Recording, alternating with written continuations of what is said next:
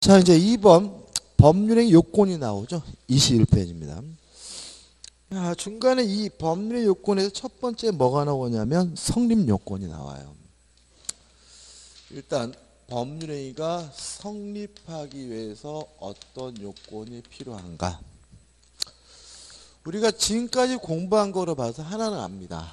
반드시 의사표시가 있어야 되겠죠. 왜냐하면 의사표시가 없으면 법률행위가 아니라 준법률행위니까요. 그 다음에 의사표시가 뭐냐면 의사, 원하는 바, 바라는 바를 밖으로 표시하는 것이 뭐예요? 의사표시니까 원하는 사람이 있어야 되겠죠. 따라서 원하는 사람, 당사자가 있어야 되고요. 또 이런 건 의미가 없죠. 나 지금 무척 원해. 이런 건 의미가 없습니다. 뭘 원하는지가 나와 있어야 되니까 원하는 바 목적이 있어야 되겠죠. 따라서 법률이 성립되기 위해서는 당사자, 의사표시, 목적이 있어야 된다. 교재에 보시면 이게 뭐냐면 일반적 성립 요건이라고 나와 있죠. 그래서 기억, 당사자, 니은, 목적, 디귿, 의사표시 이렇게 나오고 그 다음에 특별 성립 요건이 나오는데 특별 성립 요건에서 뭐 유언 이런 거는 시험에 안 나와요. 왜냐 우리 시험 범위가 아니니까. 근데 우리 특별 성립 요건에서 우리가 기억할 것은 뭐냐면 요물계약이라는 개념이에요.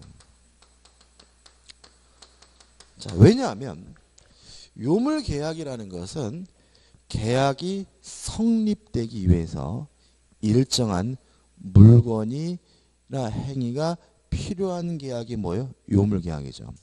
따라서 요물계약에서 그 요구하는 물건은 계약, 법률행위 뭐가 되는 거죠? 성립요건이 되는 거예요.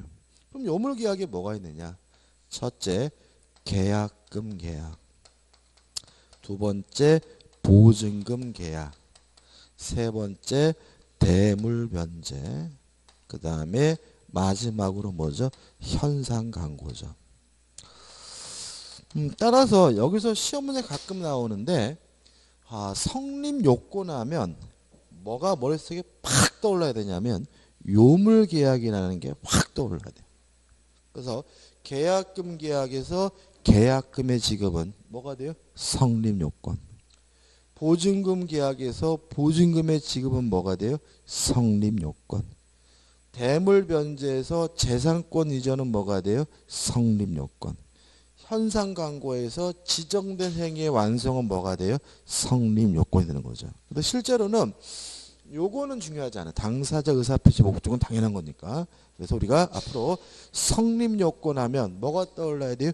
요물계약이 떠올라야 되고 요물계약이란 계약이 성립되기 위해서 일정한 물건이나 행위가 요구되는 계약이니까 그 물건 행위는 계약, 법률행위 뭐가 되죠? 성립요건이 된다는 거 잊지 마시기 바랍니다. 중요하죠. 그 다음에 2번에서 효력요건, 유효요건이 나오죠. 자, 이건 어떤 문제냐면 법률행위가 성립을 했다 하더라도 그 법률행위는 무효일 수도 있고 유효일 수도 있는 거죠. 다시 말하면 성립한 법률행위가 유효하기 위해선 또다시 유효요건을 갖춰야 비로소 뭐가 돼요? 유효가 되는데 일단 당사자에게는 뭐가 필요하냐면 능력이 필요하고요. 그 다음에 의사표시에 대해서는 의사와 표시가 합치가 되고요. 또 의사가 형성되는 과정에서 하자가 없어야 되고요. 또 목적에 관한 유효요건으로서는 확정될 수 있고 가능하고 적법하고 사회적 타당성이 있어야 돼요. 그 다음에 특별 효력요건에서 또 기억해야 될 개념이 뭐냐면 유동적 무효라는 개념이에요. 자, 유동적 무효는 뭐냐면요. 지금은 무효지만 일정한 요건을 갖추면 유효로 뒤바뀔 가능성이 있는 유효가 유동적 무효잖아요.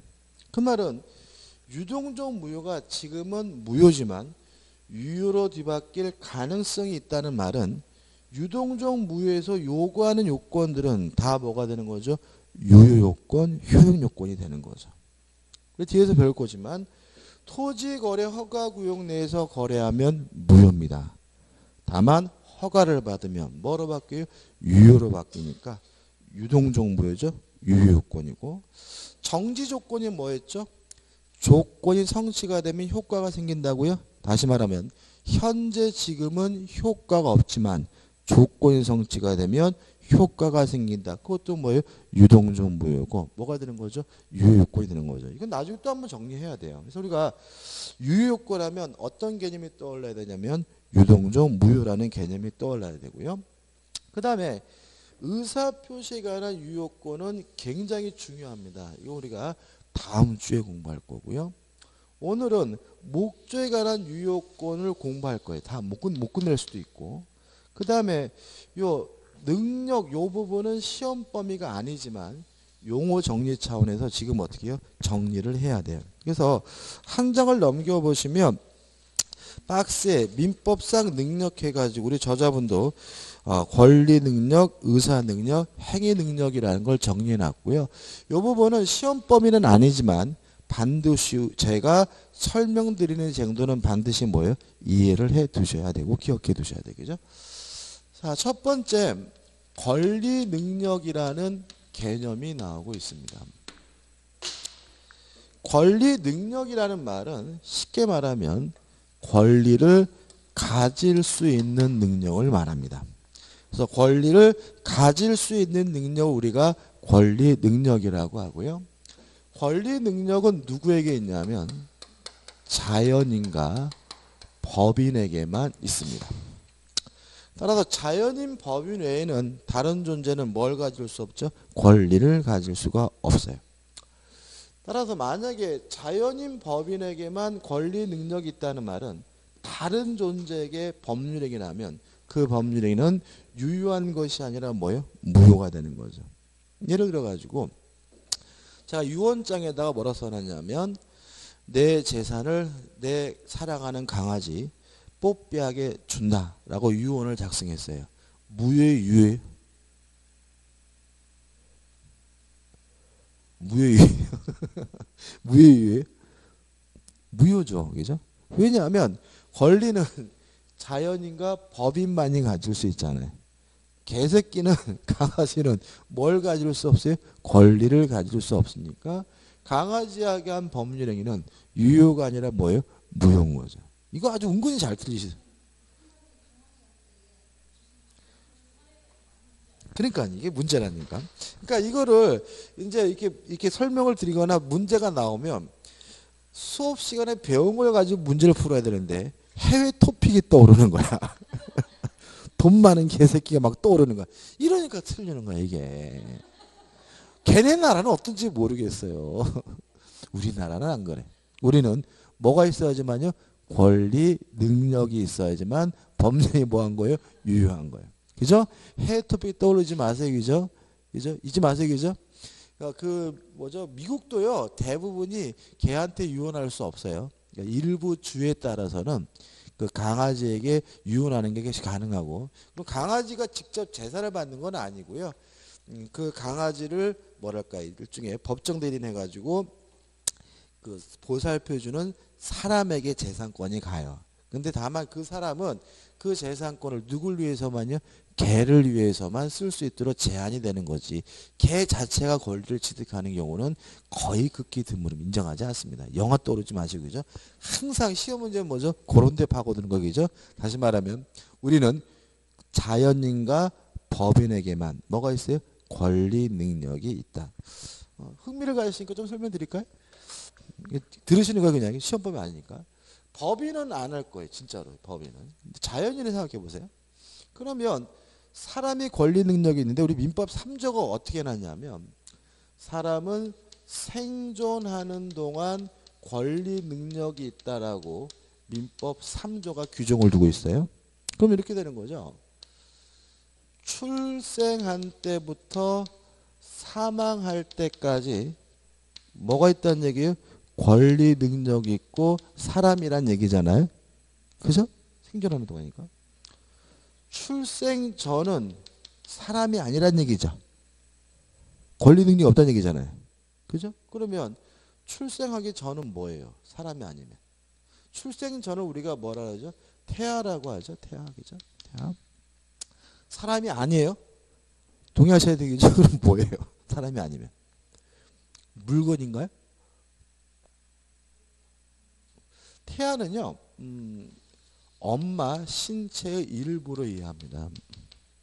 따라서 엄마 몸속에 있는 폐나 심장이나 뭐 소장, 대장과 같은 장기로 봐요. 사람이 아니에요, 태아는. 그래서 어떤 일이 발생하냐면 임산부가 교통사고 당해서 유산을 하면요. 운전자는 사람을 죽인 게 아니라 엄마를 다치게 한 거예요. 무슨 말 아시겠죠? 그러면 보상금이 많겠어요, 적겠어요? 거의 없어요. 그 보험회사 직원 와가지고 7만 5천 원 요래요. 3만 원, 2만 원 막 이래. 왜 그러냐면은 이 태아는 엄마 신체 일부니까 엄마가 다친 거잖아요. 중상이에요, 경상이에요? 경상이에요. 명백히. 왜냐하면 장기간 입원 가려가 필요한 것도 아니고요. 뭐 신체 장애가 남는 것도 아니기 때문에 경상. 그래서 보상금이 거의 없습니다. 그래서 실제로 보험회사 직원들도 사람이기 때문에 임산부가 교통사고 당했다라는 접수가 이루어지면 굉장히 스트레스 받아요. 왜 그러냐면 가족들은 자기 자식이 죽었다라고 생각을 하잖아요. 근데 보험회사 직원이 가가지고 7만 5천입니다 얘기를 하면 흥분하겠죠. 이런 개자식들이 우리 자식을 죽여놓고 막 방방 뜬단 말이죠. 그죠? 왜 그러냐면 태아는 뭐가 아니에요? 사람이 아니라서. 사망 후에는 우리가 뭐라 그러죠? 시체라 그러나요? 시신. 좀 유식한 말로 시신. 사람이 아니죠? 그럼 뭐예요? 네, 물건이에요. 그죠? 그래서 우리가 심장이 멈춘 순간 뭐로 바뀌어요? 물건으로 바뀌게 되고요. 우리는 자연인과 법인에게만 뭘 인정해요? 권리, 능력을 인정하는 거죠. 그래서 우리는 언젠가는 반드시 뭐가 될 존재죠? 물건으로 전할 존재죠. 굳이 열심히 살 필요 없을 것 같아요. 그죠? 그 다음에 그잖아요. 그죠? 생각해보면은 저는 막 제가 만약에 대통령을 저보고 하라 그래봐요. 저 안 할 것 같아.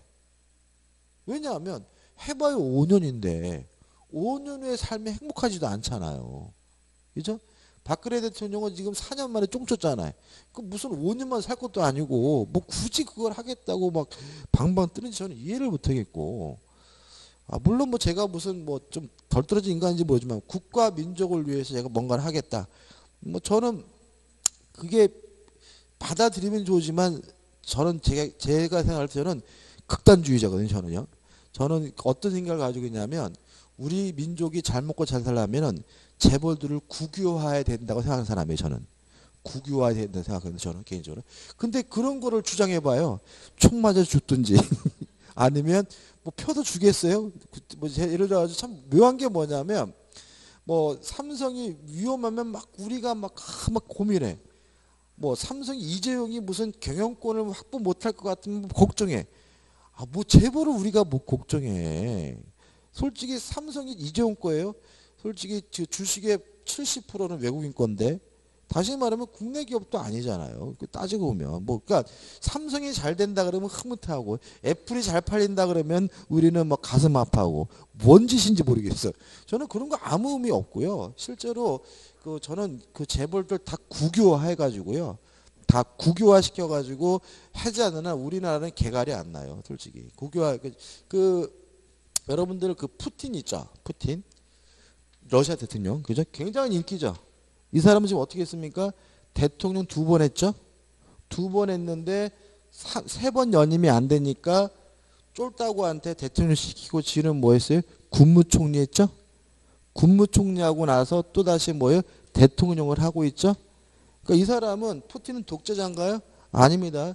민주적 선거에 의해서 선출된 사람이고 명백히 삼선하지 않고 못 뺏기 안 했어요? 재선밖에 안 했어요. 근데 실질적으로는 지금 5회 연속 대통령 하고 있는 거잖아요. 그죠? 근데 러시아 사람이 이 사람은 엄청나게 지금 뭐라 그러죠? 그 지지도 엄청나잖아요. 왜 그런 거예요? 이 사람은요 간단히 말해서 러시아 국민들을 잘 먹고 잘 살게 해줬어요. 여러분 기억나세요? 푸틴 이전에 우리나라에 러시아 무기들 되게 많았죠. 그죠? 왜요? 러시아가 못 살았어. 그래가지고 이 한국 이 구석에 와가지고 춤추고 빨개 먹고 맞아 막 이래고 돈 벌었는데 지금 있어요? 없어요. 러시아 우리보다 훨씬 잘 살아요. 왜 그러냐면 푸틴이 뭔 짓을 했냐면 그 러시아는 석유 재벌이 있었어요. 산유국이잖아 애들이. 석유 재벌이 있었는데 이 석유 재벌의 재산을 뽑아가지고 다 국유화시켰습니다. 국유화시키니 가지고 뭐 했어요? 기름값 낮추고 그 다음에 고용을 증대시켰어요. 다시 말하면 이런 얘기, 삼성이 지금 연봉 많잖아요. 근데 걔네들 뭐라 그래요? 야근해서 힘들 때 뭐하러 야근해? 2배를 뽑으면 되잖아. 다시 말하면 그죠? 이래가지고 연봉이 1억이라면 한 사람 더 뽑아서 5천만 원씩 나눠가지면 되는 거 아니에요? 그러면 야근도 안 하고 행복한 거 아니야? 근데 왜 그거를 1억 주면서 밤새도록 일을 시키냐고. 그래서 막 과로로 죽고 막 그러잖아요. 그러니까 얘는 그런 거라고. 그래가지고 모든 석유 재벌의 재산을 다 뺏어가지고요. 국유화시킨 다음에 고용을 뭐죠? 2배, 3배 늘리고 기름값, 석유값을 따라뜨렸어요. 그러니까 어떻게 해요? 국민들 소득이 올라가니까 해피해지죠? 해피해지니까 이 사람 뭐예요? 엄청난 국민적 지지를 받고 있잖아요. 그래가지고 과거에 러시아가 완전히 삼류국가로 전락했다가 푸틴이 들어서면서 어떻게 다시 강대국으로 돼가고 있잖아요. 그죠? 지금 그렇잖아요. 그죠? 이런 것들이 다 뭐예요? 국민들이 잘 먹게 잘 사는 거잖아요. 근데 우리는 석유 재벌은 없이 뭐가 있어요? 삼성, LG 하는 재벌들이 있잖아요. 다 국유화시켜야 돼요. 그다음에 노조도 해체시켜야 돼요. 해체시킨 다음에 다 뭐예요? 국유화시키고 고용을 뭐예요? 2배, 3배로 올려야 돼. 항상 우리가 문제되는 거는 이건희가 이재룡이 많으면 삼성 망하는 줄 알아요. 아니에요. 이제는 시스템으로 돌아가는 것이 한 사람이 어떤 능력으로 돌아가는 것도 아니고 보다시피 능력도 없잖아요. 걔가. 뭐 능력이 있어 걔가. 그죠? 그러니까 제가 봤을 때는 싹 국유화시켜야 돼요. 국유화시켜서 싹 뭐예요? 고용을 확대를 하고. 그죠? 다시 말하면 공무원도요. 저는 50% 다 잘라야 돼. 공무원들. 다 잘라야 돼. 세상에 저를 보니까 무슨 시골의 읍내에 있는 읍사무소가요. 일주일 동안 하는 게 뭐죠? 주민등록번 3개 발급했더라고. 3개. 3개 발급했는데 직원이 50명이야. 뭐하러? 뭐 미친 짓이야 이게. 저는 읍사무소 면서 다 폐지하고요. 자판기 갖다 놓으면 되고요. 그죠? 인터넷 다 되잖아요. 그죠? 다 폐지해야 돼. 그래야지 살아요. 안 그러면 이런 상태에서 우리나라는 어제 이재명도 그런 얘기 하던데 어떤 혁명적인 방법이 없는 한 이게 개선되질 않아요. 제가 전에도 말했지만 왜 노르웨이 고등어는 우리나라 싼데 그죠? 노르웨이는 잘 사고 우리는 못 사냐고요. 그죠? 돼지고기도 그렇잖아. 우리나라 돼지고기는 드럽게 비싸죠. 삼겹살 그죠? 근데 우리나라 농민들은 못 살아. 근데 미국 돼지고기는 싸잖아. 근데 미국 농민들은 잘 살아. 뭐가 잘못된 거예요? 뭔가 구조적으로 굉장히 잘못된 거죠. 뭐가 얘기 나왔죠? 아무튼 저는 대통령 할 마음이 없어요. 아마 제가 이런 얘기하면 암살당할 것 같아서. 근데 저는 개인적으로 그러지 않는 해결 방법이 없다고 봅니다. 그리고 유학도 좀 제발 미국 가지 말고 덴마크, 스웨덴, 노르 이런 데 가가지고 왜 걔네들은 10시에 출근해서 오후 3시에 퇴근하는데 잘 먹고 잘 사는지. 그잖아요. 그죠? 그 연구 좀 하고 와야지. 우리는 그리고 막 위준자들 그러잖아요. 뭐 노력하면 잘 산대. 뭔 개코나. 우리 국민처럼 노동시간이 제일 많은 나라가 어디 있어. 전 세계 최고자 노동시간이. 그러면 우리 국민은 전 세계에서 제일 노력하는 거야. 근데 왜 못 살아? 못 사는 게 왜 불행해 우리는. 그죠? 그러니까 이게 뭔가 굉장히 뭔가 잘못된 거죠. 아이 흥분했네. 그래서 전 대통령 할 마음이 없습니다. 아무튼 권리 능력. 그 다음에 의사 능력이죠. 저는 이렇게 나이 들어서 그런지 모르지만 자꾸 TV 보고 나면 답답해요. 그러니까 본질이 왜곡돼. 막 법인세도 문제도 있잖아요. 저는 이해를 못하겠는 게 법인세를 인하한 이유가 뭐죠? 인하한 이유가 법인세를 인하하면 그만큼 기업이 뭐예요? 돈이 많아지니까 뭘 많아한다고요? 투자를 많이 한다고. 그죠? 투자 안 했죠? 그죠? 법인세를 그래서 인상한대요. 인상한다 그러니까 뭐라 그래요? 기업들이 어려워질 거래요. 어려워질 거기 때문에 절대로 인상하면 안 된다. 이거 개소리죠. 이게 법인세는 매출액에 부과하는 세금이 아니잖아요. 기업의 이익에, 순이익에 부과하는 세금이에요. 다시 말하면 기업이 벌었고 지출을 다 한 다음에 순수하게 남은 돈에다 부과하는 세금이기 때문에 법인세가 심지어 90%가 되더라도 기업은 어려워지질 않아요. 이익이 작을 뿐이지. 만약에 이익이 없으면 법인세 안 내도 돼요. 근데 이거를 자꾸 우리 이거를 이런 식으로 얘기하면 우리 사람들은 법인세를 마치 뭐처럼 생각해요? 부가가치세처럼 그냥 매출에 부과하는 세금이라 생각하는 거야. 근데 이건 아무 상관없는 거거든요. 법인세 지금 25%인가 그런데 저는 개인적으로 50%로 올려야 돼요. 왜요? 이렇게 올려야 걔네들이 뭐예요? 많이 남겨봤자 세금 떼잖아요. 그죠? 그럼 뭐 하겠어요? 적어도 투자하겠지. 무슨 말 아시겠어요? 그죠? 다시 말하면 기업이 자꾸 장부상 이익이 많이 남으면 세금으로 뺏기잖아요. 그러면 안 남기기 위해서 뭐 하겠습니까? 투자를 열심히 하겠죠. 남기면 세금을 많이 걷어서 국가가 지출하면 되는 거잖아요. 그죠? 근데 이거를 막 이상한 논리로 해가지고 하니까는 막 답답하고 막 열도 받고 그래요. 저는 토론 보다 보면. 자, 의사 능력입니다. 자, 의사 능력이라는 것은 스스로 의사를 결정할 수 있는 능력을 말합니다. 스스로 의사를 결정할 수 있는 능력이 뭐예요? 의사 능력이고요. 이것이 없는 사람, 결여된 사람을 우리가 의사 무능력자라고 하고요. 의사 무능력자가 법률행위를 하면 뭐가 되냐면 무효가 됩니다. 여기서 우리가 조심할 것이 뭐냐면 우리가 저번 달부터 계속 강조하고 있는데 무효라는 말은 효과가 없다는 말이에요. 매매 계약을 했는데 그 매매가 무효면 대금 안 줘도 된다는 얘기예요. 따라서 무효라는 말은 결국은 책임지지 않는다는 얘기가 되는 거예요. 그래서 의사 무능력자가 법률행위를 하면 무효가 된다는 말은 자신의 행위에 대해서 의사 무능력자는 뭘 지지 않겠다는 거예요? 책임을 지지 않겠다는 거예요. 그래서 의사 무능력자와 우리 민법은 책임 무능력자는 같은 개념으로 이해하게 됨을 주의하시기 바랍니다. 그래서 의사 무능력자가 법률행위를 하면 뭐가 됩니까? 무효다. 따라서 자신의 행위에 대해서 뭘 지지 않습니까? 책임지지 않는다. 꼭 기억해 두시고 그러면 누가 의사 무능력자냐? 젖먹이 어린아이는 의사 무능력자입니다. 자, 이런 얘기죠. 3살 먹었어요. 그래도 출생했으니까 뭐는 있어요? 권리 능력은 있지만 3살 먹은 아이가 스스로 뭐 할 수는 없어요? 의사를 결정할 수는 없으니까 의사 무능력자고 자신 행위에 대해서 뭘 하는지요? 책임을 안 지는 거죠. 제가 이번에 정유라신가요? 그죠? 정유연인가? 그 아가씨, 그 여자 좀 이상하죠? 좀 정신 상태가 막 온몸에다 문신하고 그죠? 저는 레슬링 선수인 줄 알았어. 막 그죠? 레슬링 선수인 줄 알았어요. 프로레슬링. 근데 얘가 이렇게 얘기하는 거 오늘 보니까 다 누구 탓해요? 엄마 탓하죠? 얘는 의사 무능력자인지도 모르겠다 생각이 들더라고요. 그러니까 얘는 그러니까 사회가 안 되는 것 같아. 사회가. 그러니까는 태어날 때부터 흔히 말하는 금수저잖아요, 그죠? 금수저고 엄마도 제정신이 아니잖아, 솔직히. 그러니까 엄마가 제정신이 아니니까 딸 교육도 뭐죠? 제대로 못 해가지고 이화여대를 들어갔는데 대학은 한 번밖에 안 갔대잖아요. 그게 당연한 거잖아요, 그죠? 그죠? 그러니까 얘는 그러니까 뭔가 이게 이 사회가 안 됐고 얘는요 도주 못 해요. 도망 못 다녀요. 도망 다니려면 본인이 뭐예요? 불편함을 감수해야 되는데 얘는 지 손으로 할 줄 아는 게 아무것도 없잖아요. 도망 다니면서 누군 있어야 돼요? 보모는 있어야 되고. 그죠? 도망 다니면서 누군 있어야 되고 운전기사도 있어야 되고. 이런 사람은 도망 다니지도 못합니다. 그죠? 아마 내가 봤을 때 이 여자에 대한 최고의 징벌은 수배하고 안 잡는 거야. 무슨 말이죠?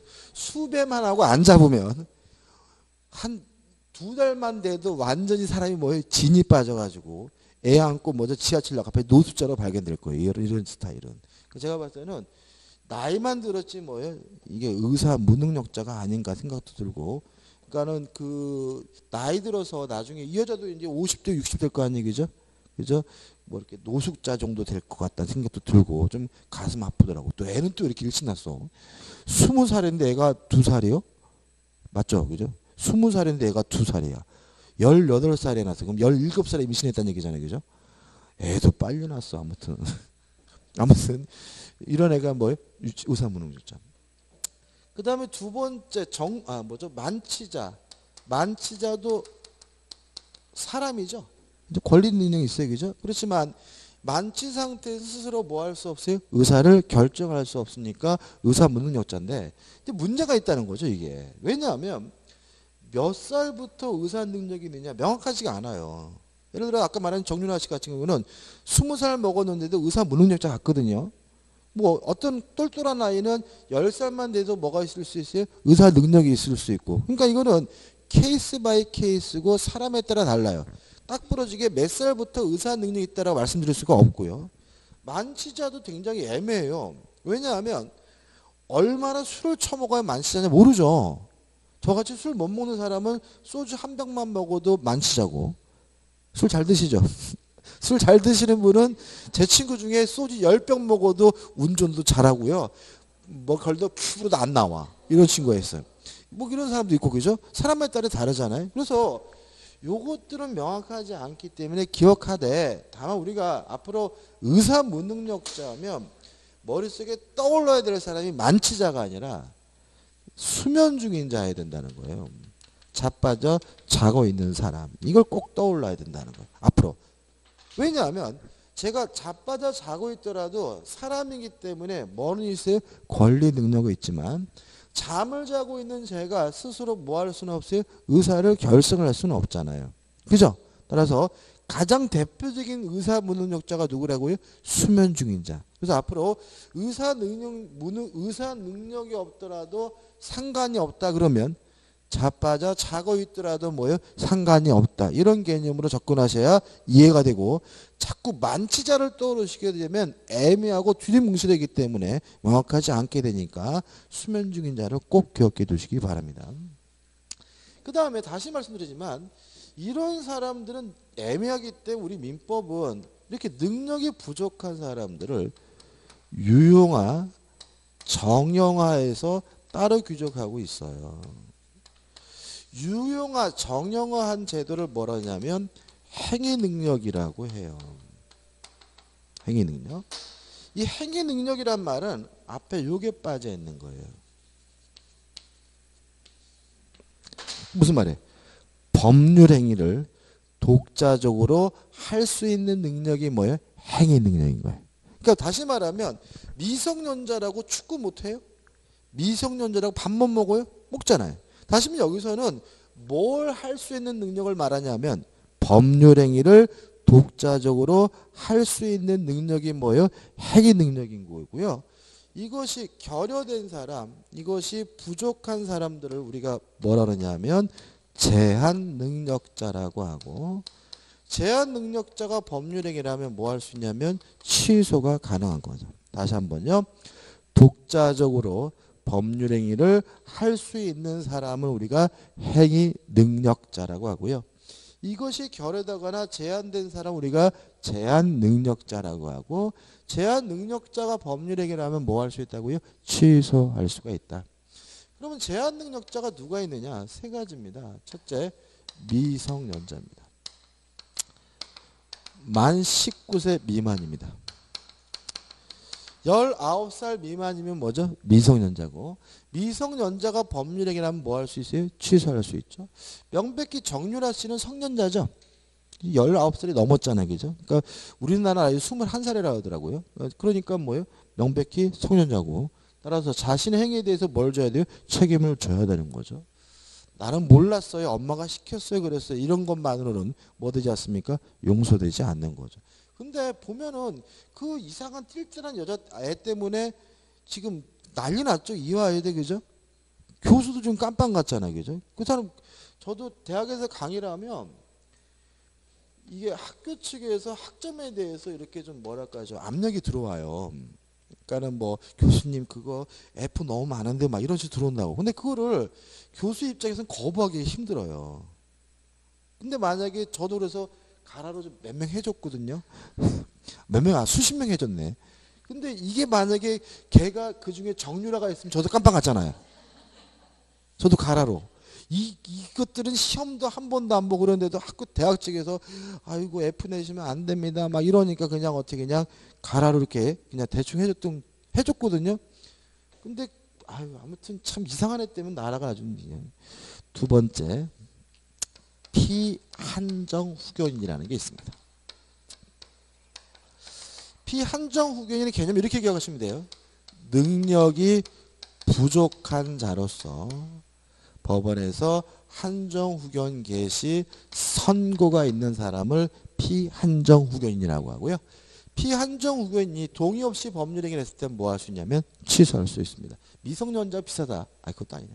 세 번째, 피성년 후견인이 있어요. 피성년 후견인은 능력이 결여된 자로서 법원에서 성년 후견 개시 선고가 있는 사람 피한정 선고고요. 차이점 뭐냐면 피한정 후견 쉽게 말하면 동의를 얻으면 스스로가 행위를 할 수가 있어요. 근데 피성년 후견인은 능력이 결여되어 있기 때문에 동의를 얻었다 하더라도 스스로 행위를 못하는 사람이 피성년 후견인이에요.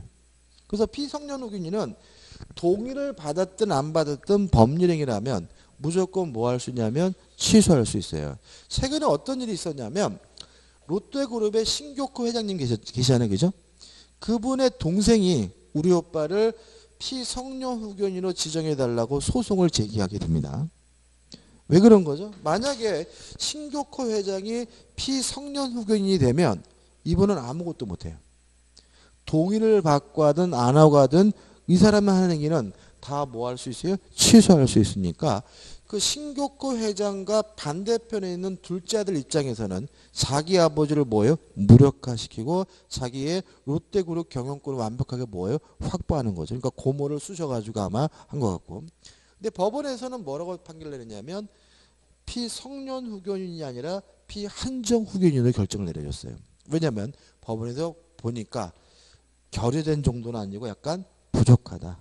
약간 띨띨한 것 같다. 노안이 돼서. 이렇게 결정을 내렸고. 그러면 이제는 신교코 회장은 동의를 얻으면 법률을 할 수 있죠. 스스로 그죠? 그러면 이제 동의를 해줄 수 있는 법정 대리인이 누구인지 굉장히 중요하잖아요.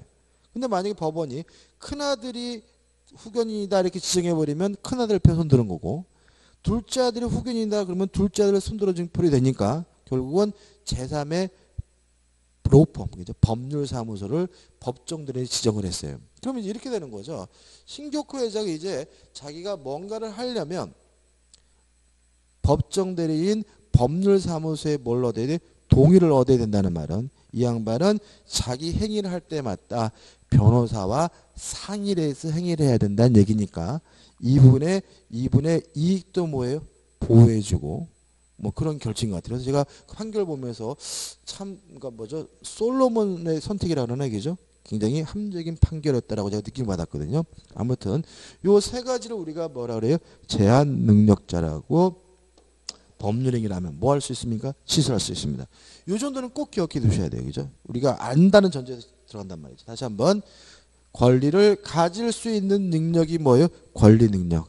자연인과 법인이 권리를 가질 수 있고요. 스스로 의사를 결정할 수 있는 능력이 의사 능력이고 이것이 없는 사람이 의사 무능력자인데 의사 무능력자는 법률행위를 하면 뭐가 돼요? 무효가 된다. 누가 있느냐? 자빠져 자고 있는 사람이 대표적인 뭐예요? 의사 무능력자다.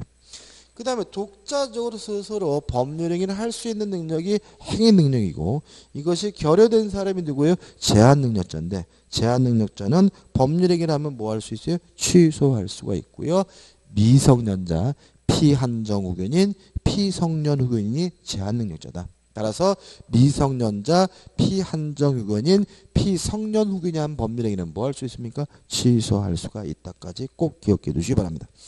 그 다음에 특별 효력 요건에서 다시 말씀드리지만 중요한 게 뭐라고요? 유동적 무효인데 이건 나중에 하자 그랬어요. 그죠? 그 다음에 우측에 법률행위 목적입니다. 자, 지금 어디 왔냐면 목적에 관한 유효요건을 보자는 거예요. 그죠? 목적이 있고 이것이 유효하기 위해서는 뭐가 필요하냐? 첫 번째 2에서 목적이 뭐죠? 확정성이 나와 있죠. 우측 카드는 8까지 나와 있는데 자 이런 문제입니다. 법률행위를 할 당시에 목적이 확정되어야 하는 것은 아니고 나중에라도 확정될 가능성만 있으면 그 법률에는 뭐예요? 유효하다. 그래서 말 조심하셔야 돼요. 법률행위가 성립하고 유효하기 위해서는 목적이 확정되어야 한다는 X에 확정될 수 있어야 한다. 오해.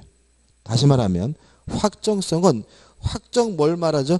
가능성을 말한다는 거 양가로 2번에 나와 있으니 꼭 읽어보시기 바라고요. 넘겨보시면 두 번째 뭐가 나오냐면 목적의 가능성이 나와요. 일단 가능해야 유효하고요. 불가능하면 뭐예요? 무효인데 문제는 의 나와 있고 두 번째가 나오는데 자 한번 정리를 해보자고요. 지우는 이유가 많이 적을 겁니다. 일단은 오늘은 뭐 너무 많아서 안 적어도 돼요. 나중에도 할 때 하겠죠, 그죠? 나중에 반복할 때 적는 게 더 나을 수 있어요, 그죠? 그러니까 오늘은 무슨 말인지 뭐예요? 개념만 좀 생각해 보자고요. 자, 정리해 보면 가능하면 유효하고 불가능하면 불능이면 무효일 텐데 첫 번째 생각할 것은 판단 기준입니다.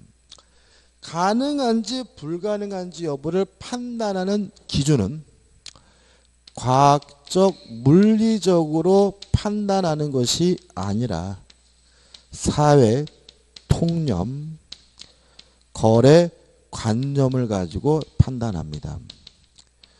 왜냐하면 가능 불능을 과학적 물리적으로 판단하게 되면 불가능한 것이 거의 없어지기 때문에 그렇죠. 그래서 제가 드는 얘기가 한강에 빠진 반지를 건지기로 계약했다면 돈이 많이 들고 시간이 많이 걸린다 하더라도 불가능한 것이 아니라 가능한 거예요.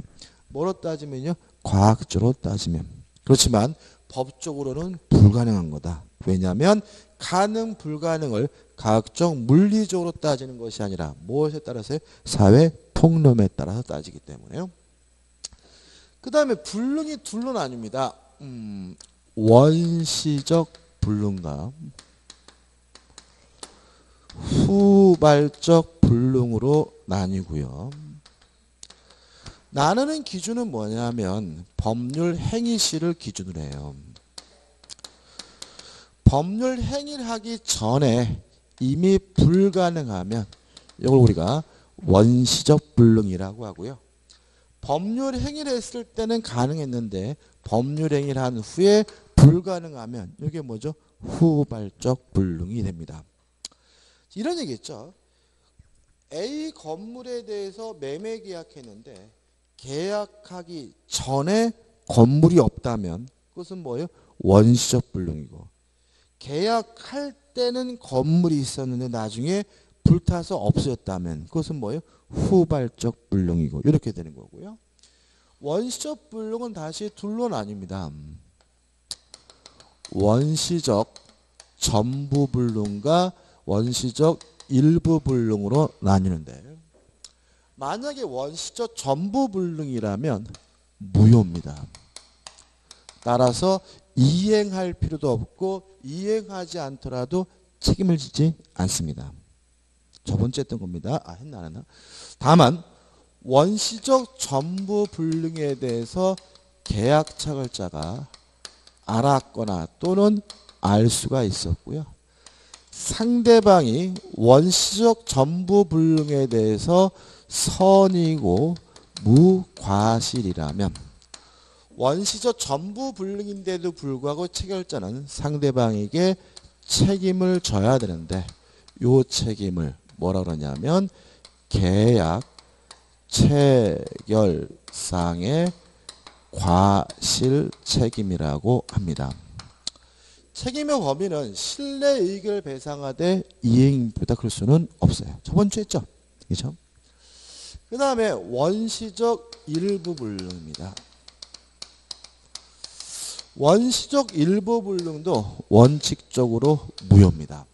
왜냐하면 일부가 무효면 전부가 무효인 것이 원칙이기 때문에 그래요. 다만 법률행위 중에서 매매 경우에는 담보 책임이 문제될 수가 있습니다. 이 담보 책임에 대해서 우리가 저번 주도 안 했기 때문에 설명 안 드릴 겁니다. 그죠? 이 정도. 원시적 일부 불능도 어떻게 해요? 무효다. 왜냐하면 일부가 무효면 뭐예요? 전부가 무효이기 때문에. 다만 매매의 경우에는 담보 책임 문제될 수가 있다 정도 기억하시고요. 그 다음에 후발적 불능은 무효가 아니라 유효합니다. 따라서 이행을 못하게 됐다 하더라도 뭘 져야 되냐면 책임을 져야 되는데 이 책임을 어떻게 질지는 둘로 나뉩니다.